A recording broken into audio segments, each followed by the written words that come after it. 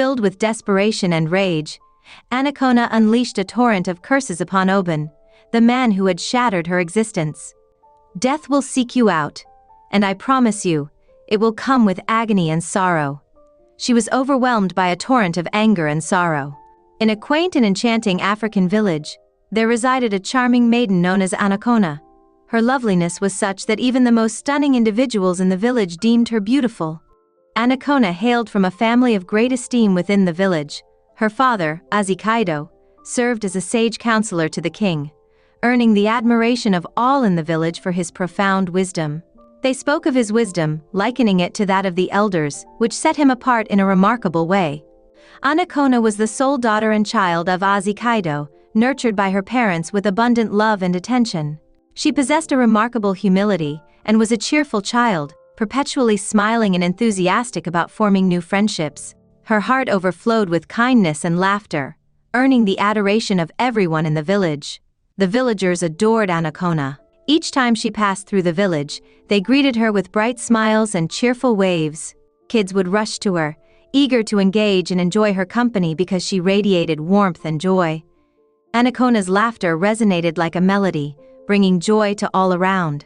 In the village, Ancona was the object of admiration for many young men who aspired to win her heart, drawn not just by her beauty, but also by her kindness and cheerful spirit.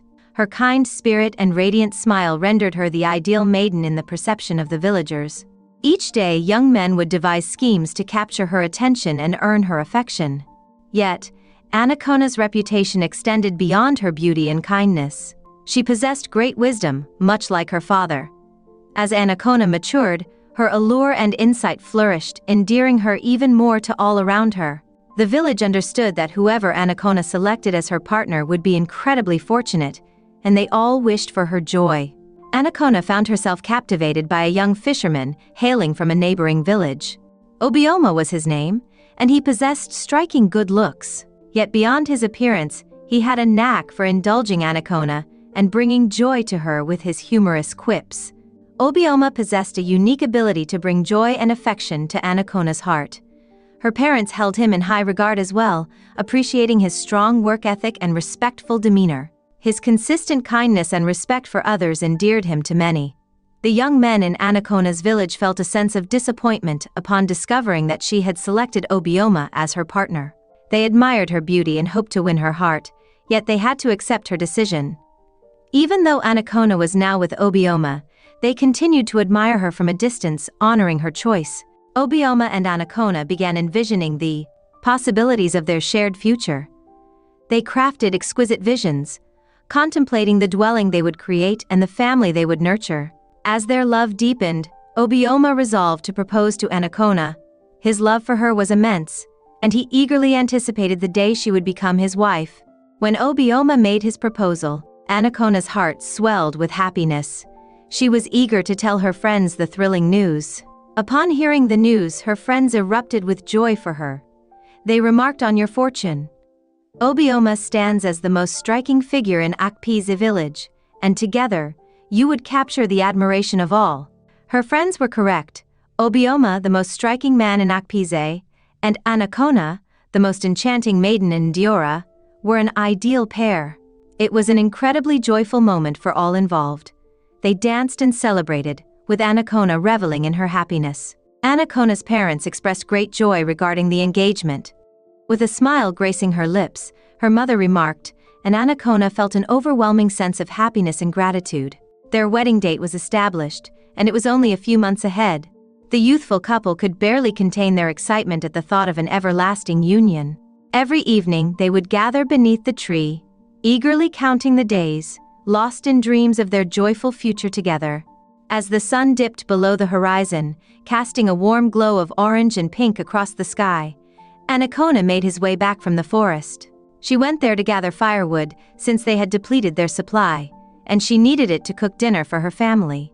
The trail winding through the forest was serene and desolate, and Ancona hurried her pace, eager to reach home as swiftly as possible. She was aware of the perils that lurked in the forest after dark, and she was determined to avoid any risks. As she rushed down the path, a sudden rustle of leaves caught her attention from behind.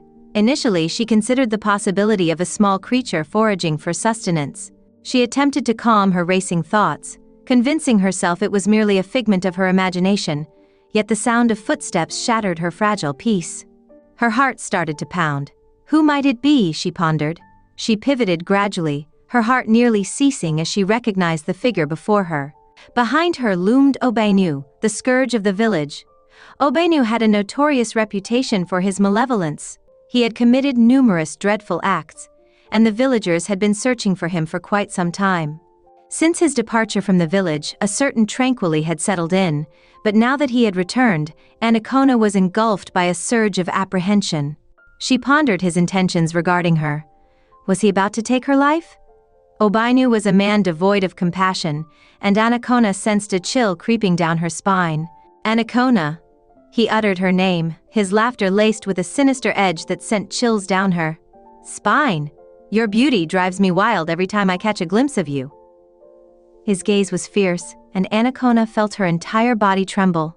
Please, don't hurt me, Anacona pleaded, her voice quivering with terror. She struggled to maintain her balance, her legs trembling as if they were made of jelly. Obenu cast a glance her way, a chilling smile creeping across his face. Why would I ever bring pain to an angel like you? He asked, stepping closer to her. His words dripped with sweetness, yet his eyes held a dangerous glint. He extended his hand and gently relieved her of the bundle of firewood, pulling her close in a firm embrace. Please, Anacona pleaded again, her eyes brimming with tears. Uncertainty enveloped her as she grappled with the reality of his intentions, leaving her feeling completely powerless. Obenu held her firmly, and she could sense her breath brushing against her face. Obenu glanced at her for a moment and then, to her astonishment, he burst into laughter. You're too precious to harm, Anacona, he said, yet his words offered her no solace. She understood that a man as perilous as Obenu was not to be relied upon. Anacona's thoughts surged with urgency, as she sought a means of escape. She understood the importance of maintaining her composure and focusing her thoughts. She scanned her surroundings, yearning for a glimpse of someone who might offer assistance, yet the trail lay empty. The only sounds were the rustling leaves and the distant chirping of birds. Please, let me go, she repeated, her voice scarcely rising above a whisper. I must return to my loved ones. Obenu's eyes narrowed, and for a fleeting moment, Anacona entertained the hope that he might release her, but then he shook his head. Hold on a moment, he said. I've searched for you endlessly, Anacona, but how gracious the gods are.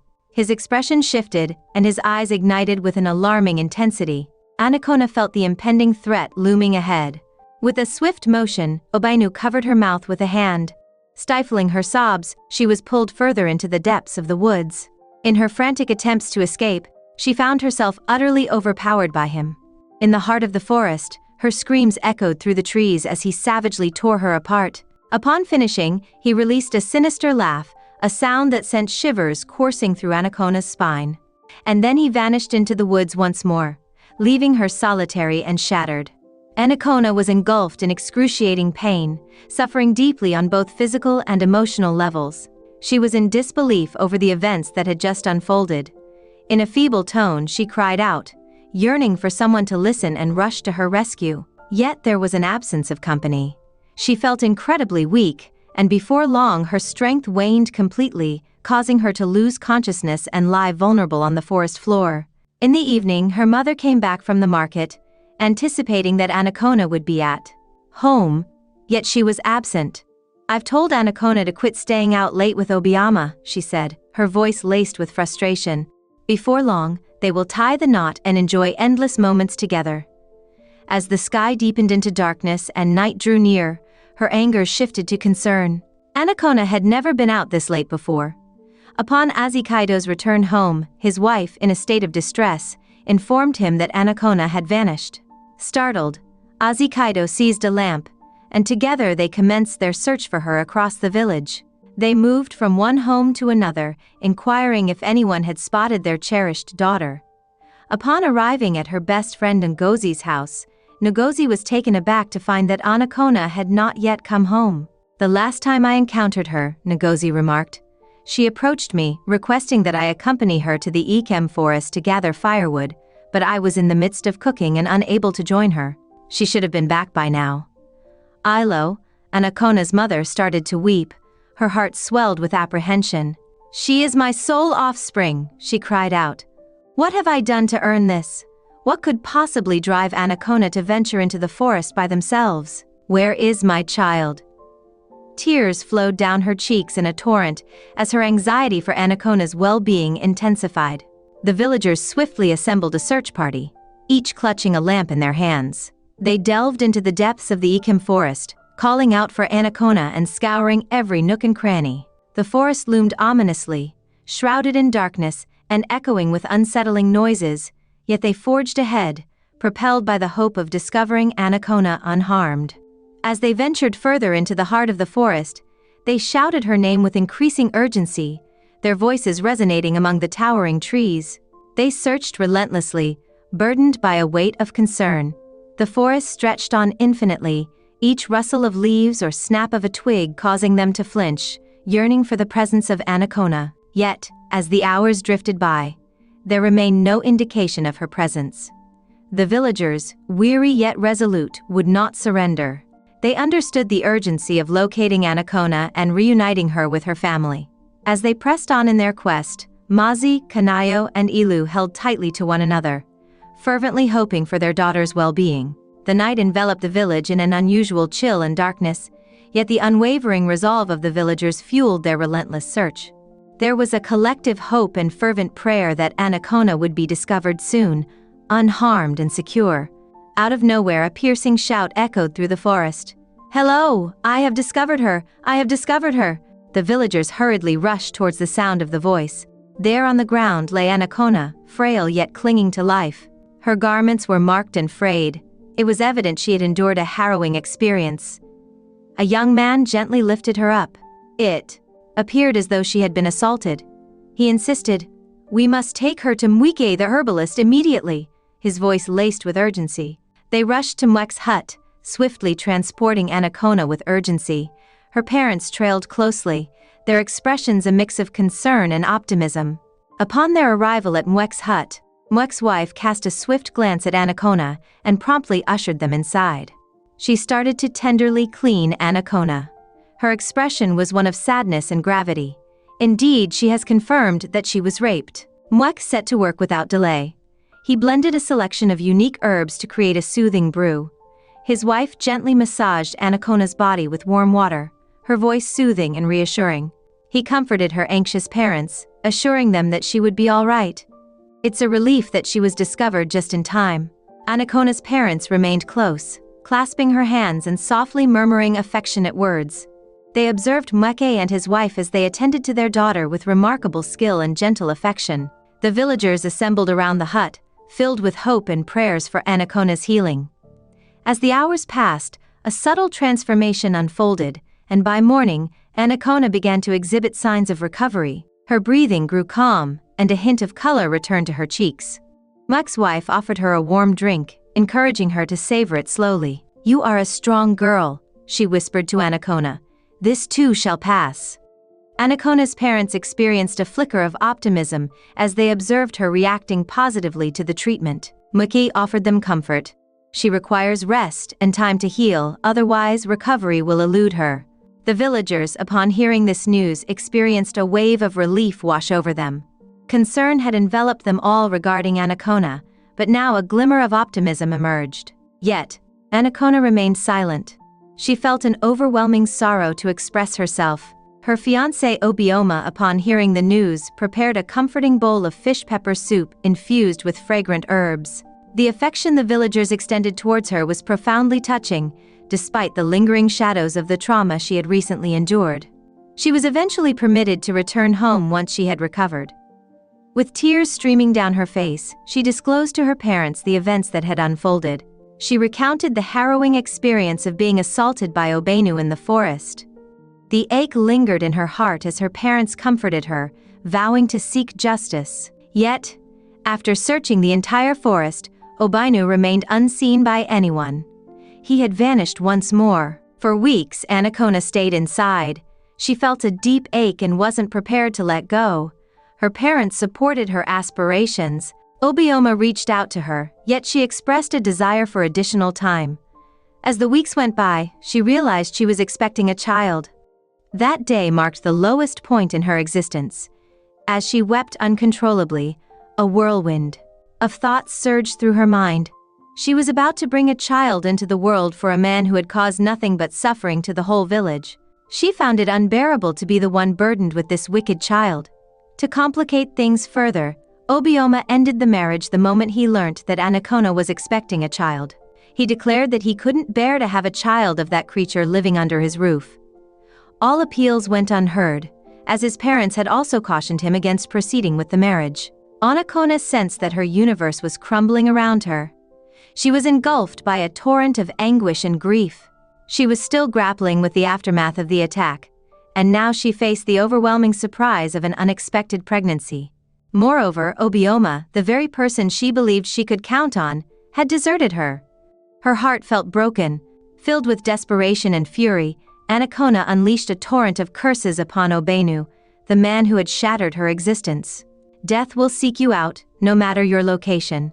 And I vow by the heavens, you shall meet your end in agony," she declared amidst her weeping. She was overwhelmed with anger and sadness, wishing her unborn baby would not come into a world filled with such misery. Several months later, Anacona went into labor and welcomed a healthy baby boy into the world. But instead of experiencing joy, she felt shattered. She was unable to face her baby. The mother embraced the little boy tightly, engaging with him in playful moments, striving to infuse some joy into their day.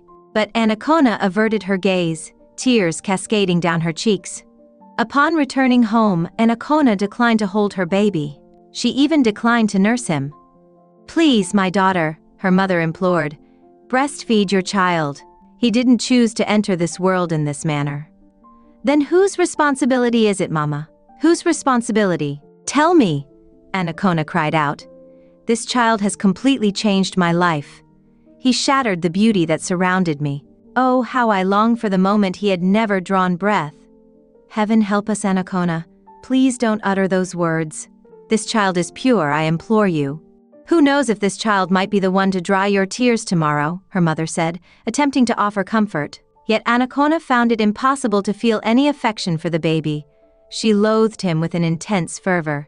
Observing Anacona's indifference, her mother stepped in and took it upon herself to raise him.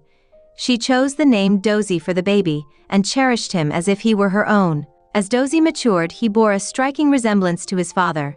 It was flawless.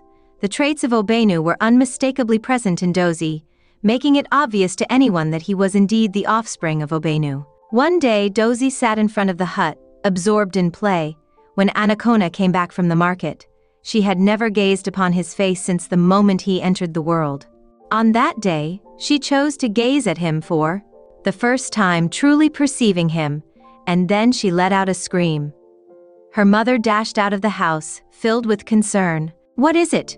she inquired. "It's Dozy," she said, gesturing towards him. "Observe his expression, mother. I can see him. His gaze, his features, his lips. Mama, why have the deities decided to afflict me throughout my existence?" Anacona lamented. Her mother embraced her, softly echoing the familiar words she often spoke. "He can't be blamed for being born like this." Anacona's animosity towards Dozy intensified. She was unable to embrace him, and regardless of his efforts, nothing ever seemed to satisfy her. She would strike him for the most trivial matters and constantly referred to him as a wicked child. Her parents constantly warned her, yet she heeded no one. Dozy wept endlessly, unable to grasp the reason behind his mother's apparent disdain for him. He longed for her affection and validation, yet it appeared that no matter his efforts, her opinion remained unchanged. The sting of rejection lingered, casting a shadow over his youthful heart, weighed down by sorrow. Even with the warmth of his grandparents, the lack of his mother's love created a profound ache in his soul. One evening, Dozy came back from the river in tears. As he entered the kitchen, he found his mother and grandmother busily preparing dinner.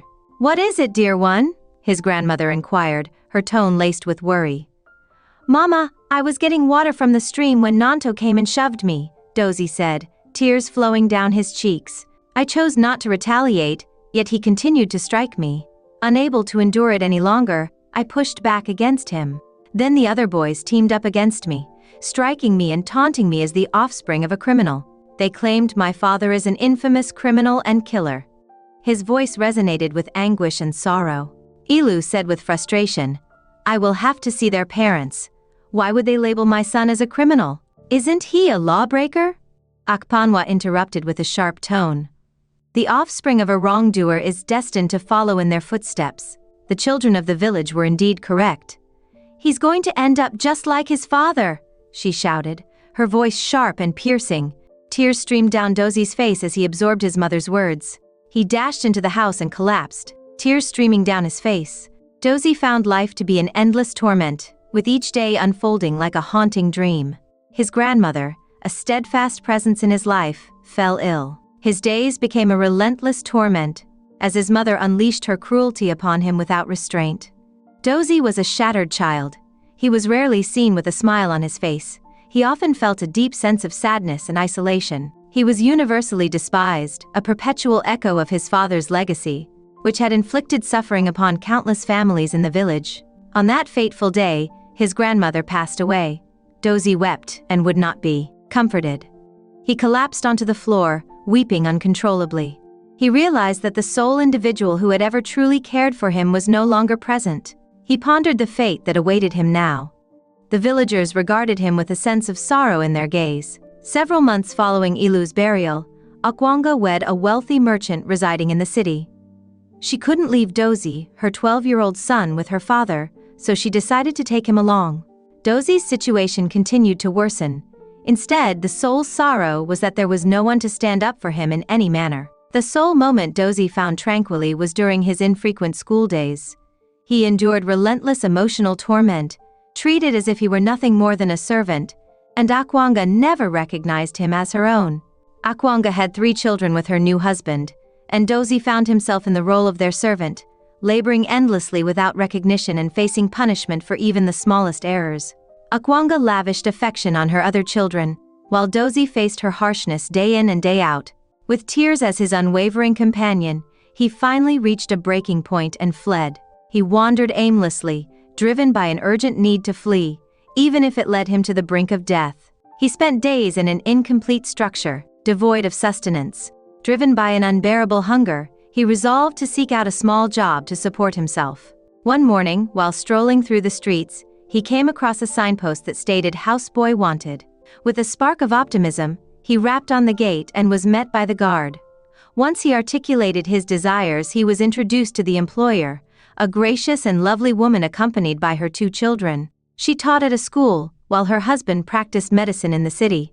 Dozy recounted his poignant tale to them, and once he expressed his confidence in managing the role, they extended the offer to him. In the meantime, Akwanga showed no inclination to look for her son. She longed for his absence to be permanent, wishing he would vanish and never return. It was a welcome farewell to unwanted trash. Dozy discovered tranquilly with this remarkable couple, who took on the role of his new guardians. He was an exceptionally good boy, showing respect and dedication in all he did. He tended to the couple's children with the same affection and dedication one would show to their own siblings. His masters developed a deep affection for him, treating him as if he were their own child. Once he completed his daily tasks, Dozy would settle in with any book that caught his eye. He had a passion for knowledge and aspired to attain the same level of education as his mentors. One day, Mr. Chudi, the husband, came home from work and found Dozy engrossed in a newspaper. He settled next to him and inquired, "Tell me, Dozy, I often notice you engrossed in a book. What insights do you gather from your current reading?" With enthusiasm bubbling within him, Dozy started to articulate his ideas with impressive clarity and confidence. Mr. Chudi was astounded by his brilliance. "You are truly brilliant," he exclaimed. "Due to your invaluable assistance, from this moment on, you will be considered a son rather than a servant. You will be sent to school." Dozy was filled with immense joy. With tears glistening in his eyes, he expressed his gratitude to his masters. The Chudis fulfilled their commitment and enrolled him in school, where Dozy thrived impressively. His performance was so impressive that the state government awarded him a scholarship to study abroad. Years later, Anakona's offspring matured. However, due to her failure to nurture them correctly, and her overwhelming resentment and bitterness towards Dozy, they turned into a burden. It seemed like there was never a break. just one challenge after another. Her two sons became infamous for their criminal activities, while her only daughter chose not to pursue any meaningful endeavors. Her actions consisted solely of taking from her parents and moving from one benefactor to the next. The presence of these children only brought sorrow and disgrace to Anacona. They frequently found themselves visiting the police station. Anacona often found herself in tears, pondering the unfairness that life had dealt her.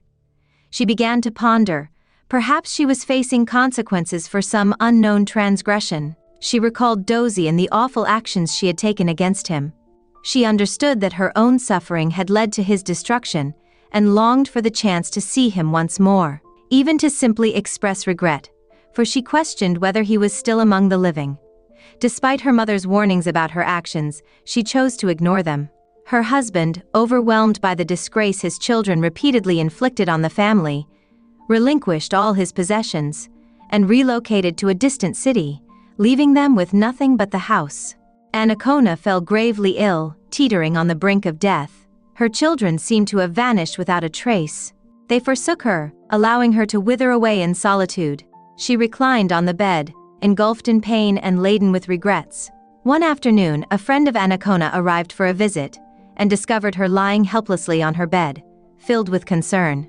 In a swift motion, she alerted everyone, and Anacona was hurriedly taken to the hospital. The doctors conducted an examination and found that her blood pressure was alarmingly elevated, placing her at a significant risk of life-threatening consequences. A deposit must be paid before treatment can commence. Her children were out of reach, and her husband remained silent. She found herself in solitude. All police went unheeded. From his office, Doz observed the bustling activity outside and felt compelled to intervene and offer his assistance.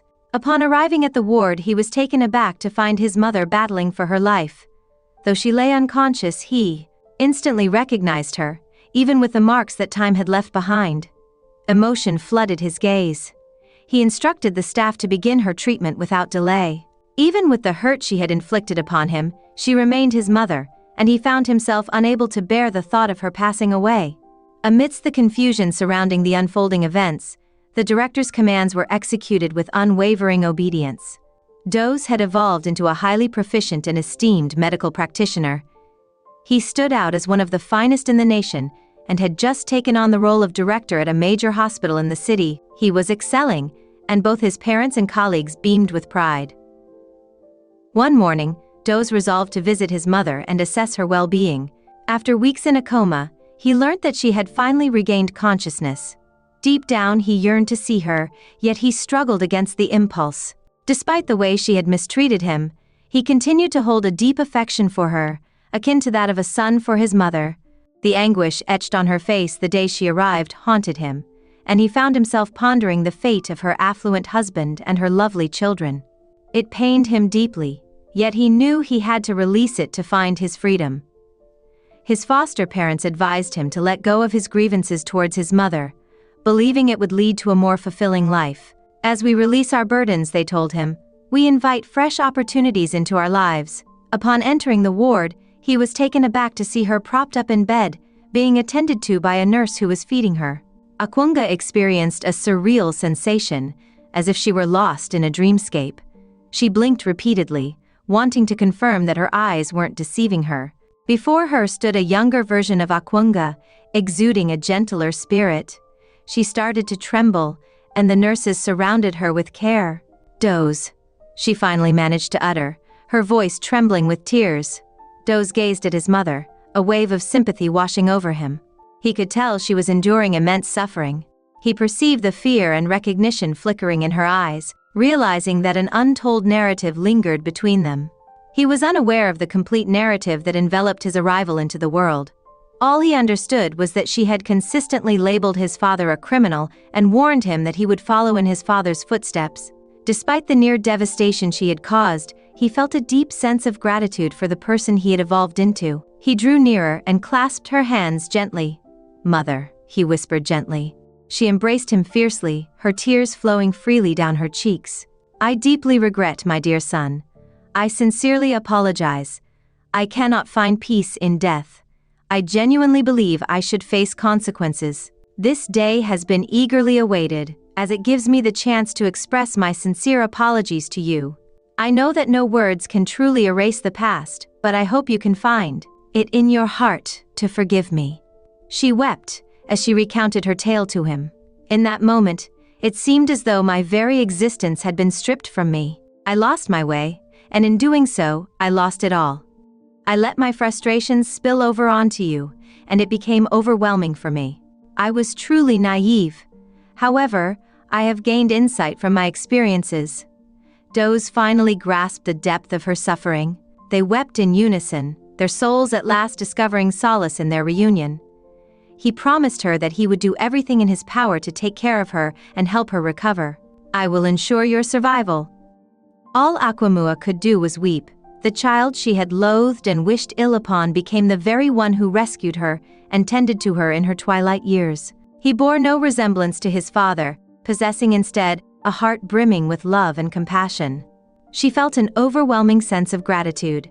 Regarding her other children, the two boys lost their lives as a result of their unlawful actions, while the girl persisted in her reckless ways, causing nothing but sorrow and disgrace. Aquamua frequently pondered the fate that awaited her had Does not been in her life. He brought her immense joy in her later years, and she discovered a profound lesson about forgiveness, love, and the essence of family. Hello friends, thank you for tuning in to this incredible tale. I truly hope you found it as delightful as we did while creating it. Please share your lessons in the comments below. If you haven't subscribed to our channel yet, don't forget to do so and turn on the notification bell to stay updated on our latest stories. I truly appreciate all the kindness and encouragement you've shown me. I appreciate every single bit of it. For now, I must take my leave and look forward to our next tale together. Farewell.